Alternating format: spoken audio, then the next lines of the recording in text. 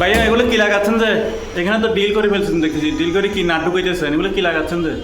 ভাই এটা ফ্যানের হুক লাগাচ্ছি, বুঝছেন? তো ফ্যান হুক গেলে নাকি এটা ছাদ ঢালাইয়ের সময় দেওয়া হয়, এখন দেন নাই যে? হ্যাঁ দেওয়া হয়, ঠিক আছে, আপনি ঠিকই শুনছেন, কিন্তু এটা যেটা রুমের সেন্টার ছিল এটা লড়ে গেছিল, তার কারণে আমরা এক্সট্রাভাবে হুক লাগাচ্ছি। মানে রুমের সেন্টার লড়ে যাওয়াতে এখন আপনারা এক্সট্রাভাবে বসাচ্ছেন। হ্যাঁ হ্যাঁ।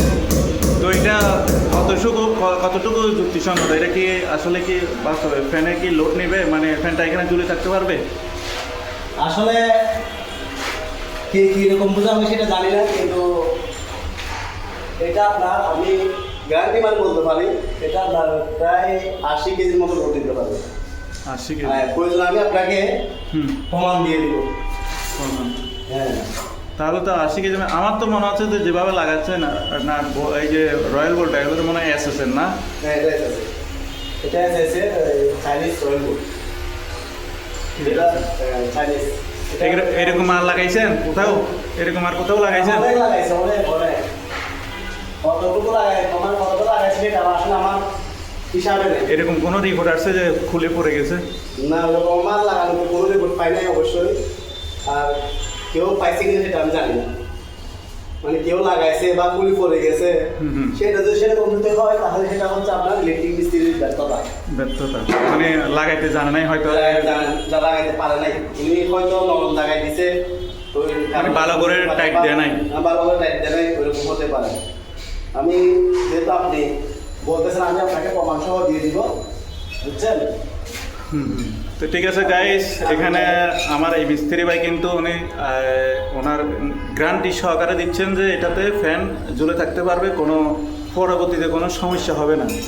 তো এটার উপর আপনারা কতটুকু নির্ভরশীল এবং আমার কমেন্ট বক্সে জানাবেন এটা কতটুকু যুক্তিসঙ্গত, আসলে কি এটা লাগানোর নিয়ম কিনা।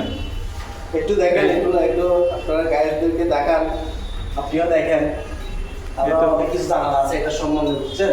জি জি। তো আচ্ছা, এখানে তো এই যে প্লেটার মধ্যে কিন্তু সাইডটা ছিদ্র আছে, আপনি দুইটা বোল্ট লাগাচ্ছেন, অর্থাৎ রয়্যাল বোল্ট। দুইটা সাইডটা ভাইয়া সাইডটা লাগে না, লাগানোতে কি জন্য সাইডটা কাট দিছে, ঠিক আছে, সাইডটা লাগে না, দুইটা লাগাইলে না। বুঝছি। এই দুইটা একটা 40 কেজি করে রুটি না, দুইটা কত 80 কেজি, 80 কেজি রুটি দিতে পারবে, তাই না? আমার সাইডটা লাগানো কোনো প্রশ্ন হইল না, কোনো প্রশ্নই আসে না। হ্যাঁ, আমি দুইটা লাগাচ্ছি, আপনি দুইটাতে আমি আপনাকে এই যে দেখেন কিভাবে দেখাচ্ছি কিভাবে ফ্যান জুড়ে থাকবে, বা আমি জুড়ে রাখাবো, আমি জুড়বো এখানে, আপনি সেটা দেখেন। আপনি তো নিজেও প্রায় 65-70 কেজি আমি কাছাকাছি। প্রায় 70-65 কেজির মতো আছে।